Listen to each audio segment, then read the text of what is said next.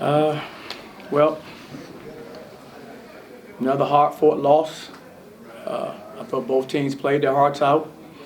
I thought, they out-executed us at the end and made the plays they needed to make. We got in overtime. We fought back, got in overtime, and we, had a couple opportunities with possession of the basketball and turned them over. And like I said, we just got to execute better in those situations, and we have to keep on, working to get better as a team.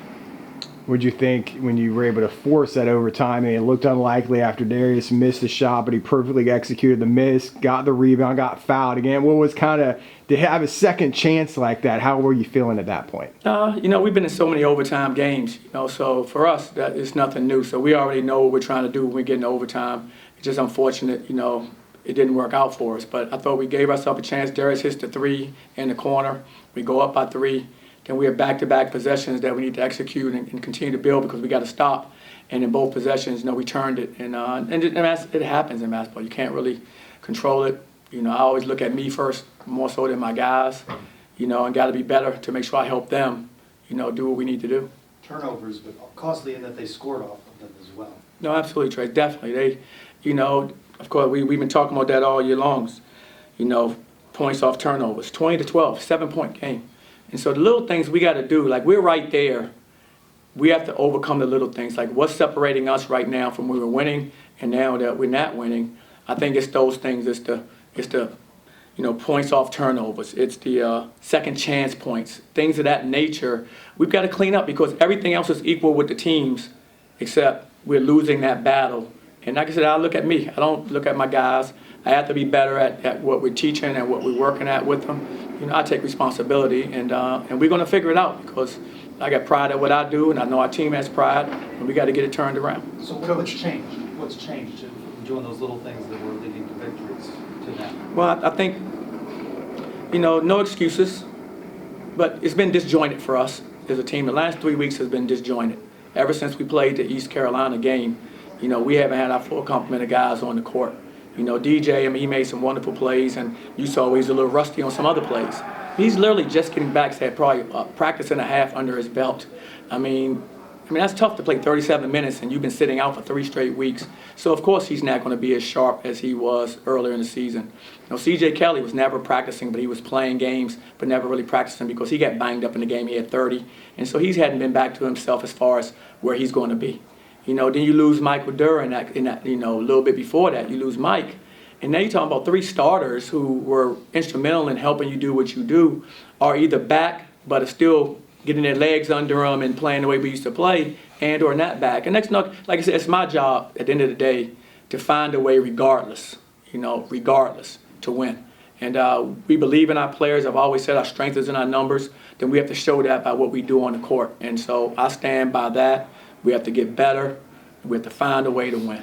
Jameel Reynolds was back today. How did he hurt you? Jameel, we know what Jameel does. He's really strong around the basket. He finished well. They did a good job of isolating him down and off of ball screens, and he played well in that position. We missed some assignments. We talked about that being something that they really emphasized is that look. And so for us, in practicing and guarding and in practicing and walking through it in practice, I thought we had a firm grasp of it. And then we were playing, I was even reiterating it during the game. We know this is going to be the first look off of that every time, so make sure we're in the right places. And a few times our guys were stuck in no man's land where they weren't really there to really stop it, and they weren't really holding their man out. So, we have to be better and get the hesitancy from our guys. And that's us, like I said, teaching and making sure they understand exactly what that is. How have you seen Jamil's game change or his growth since he was here? He's grown. I could see it in the spring. He was still with us. I could see him starting to, understand, what it takes to be a good basketball player at this level. So I saw him doing those things, and I was really happy for him. I love Jamil. Jamil's a great guy. I love his family. And, and sometimes for him, change is always difficult, but sometimes change can be good. You know what I mean? And so for Jamil, to have the opportunity there, it's working out for Jamil, and I'm happy for Jamil. I really am because, what are we in this thing for? We're not happy for young players. I wish they, with us, but if they're somewhere else too, I'm always going to root for him. He was part of our family for years. one of the big battles in the game was Jamil versus Lahat too, and he had a season high day as well. What could you say for his performance today? I thought Lahat did a great job for us. I mean, I thought he bounced back well. I mean, he coming off a game where he didn't have his best performance versus Houston. I thought he really stepped up. I thought he made some good basketball plays for us on both ends of the floor, offensively and defensively. I mean, the man has 13, 4, and 4 steals. So he was very active, and he played the role we wanted him to play. And I'm happy for him because, it's been a tough few weeks for him as he's been adjusting in that starting role with Jamil out. He's finding himself now in a different position, as well as a number of our players, Jalen, guys who, different roles, Suggs. Everybody's role has now changed because these guys are coming back and playing more and being inserted, which means their roles are changing. And there's an adjustment to that. There's nothing, we can do other than keep pushing them and keep teaching until it clicks for us. Coach, the story today was definitely bench points. 50 points from the bench from Temple, 16 from Jamil Reynolds. You have 13 from Miller as well, in the pick and roll as well. How do you move going forward in the next couple of weeks? What do you emphasize? Well, bench points for them, just, for clarity, I mean, you're absolutely right. But a large part of the bench points come from Battle and from Dunn, who come off the bench, who are really starters. So it's kind of in a unique situation. Everybody knows there's 2 all-league players, but they come off the bench for them. Those are 2 of the best scorers in our league or in the country. No one's false for that. So when they subbing those guys in, they're going to score. They score against everyone. They were scoring the starters averaging 20 points a game. So they just have a different role now, but it works for them. But both of those kids started last year and the year before as freshmen and sophomores. So then Jamil, of course, so he had a 16. So we had 17 bench points. He had 16. I don't think anybody else really scored out there, other than 2 real starters and him. And so, we understood that. I thought we did a good job on Dunn, kind of slowed him down. He's a tough cover. We held him to 8. But then, now you're trying to also hold Battle down, who's also a 20-point-a-game scorer last year before he was injured. And now you're trying to hold him down, and we just didn't hold him down to a level we needed to. You jumped out to that big league 2010 there. What did they do different to fight back into the game there? Well, 2 things happen.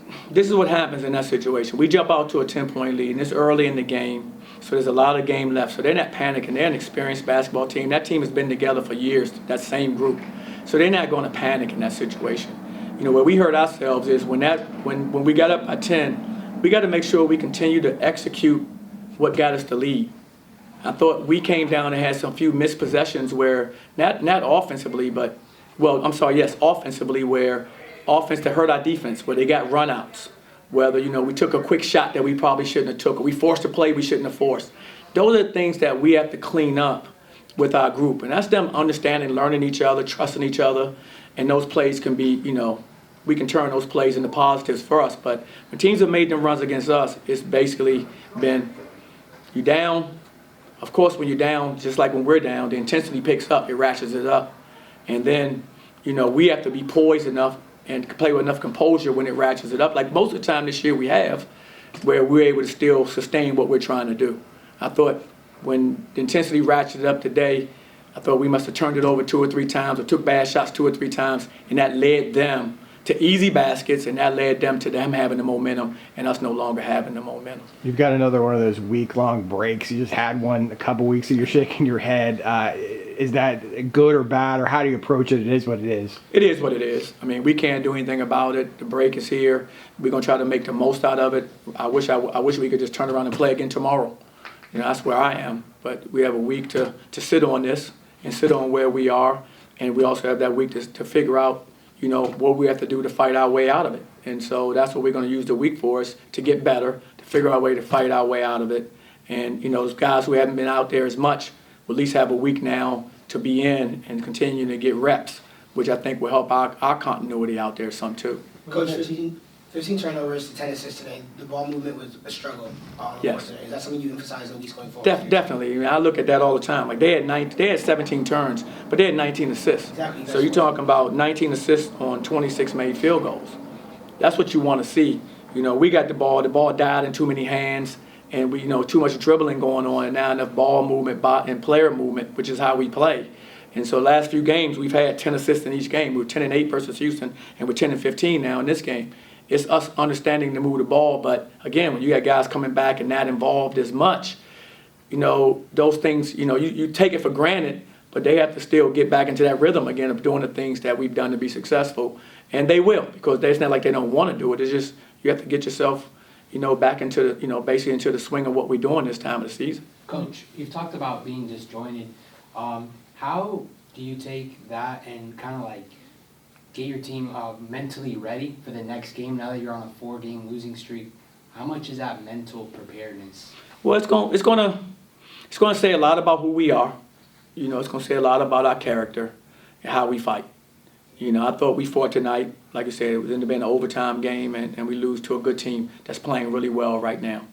And we just have to understand, it starts with that. It starts with how hard we're competing on every possession. How hard are we competing? It starts with understanding the value of every possession. Understanding the value, meaning that we have the basketball, we value that possession. We don't give it back to them. Defensively, we value that possession. How good are we going to defend where we don't give up any easy baskets? People are going to score, but you don't want them scoring easy baskets. You don't want them to score around the basket or in the paint. And so those are areas that we got to cover. I mean, almost half their points, 30 points, came in the paint. So these are things that we've got that we can control. And so what we're going to work on this week are those things as we watch the film.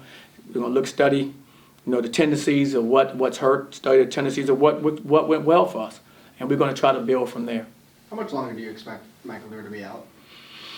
I'm not sure. I mean, he's not coming back in next week. I don't think that's happening. So, but other than that, I have no idea when he's coming back. He had surgery in his hand, so that's a whole another ball game. But I do expect him back, and his return will also help us because it gives us another big, physical big down low. He's a banger. And so does that help us? Definitely. He helps us on the defensive end and helps us on the rebounding end. And in the meantime, a game like this for Lahat today, what can that do for him, until Michael's back? Well, I think it's going to help Lahat's overall confidence. I was feeling the last few weeks, because he got thrust into a role he didn't expect.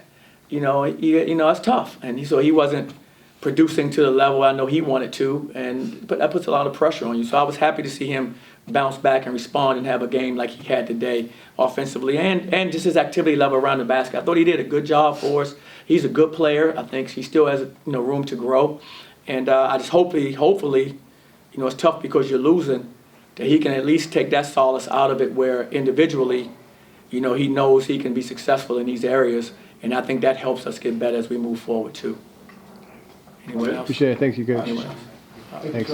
Thank you, guys. Thank you, guys.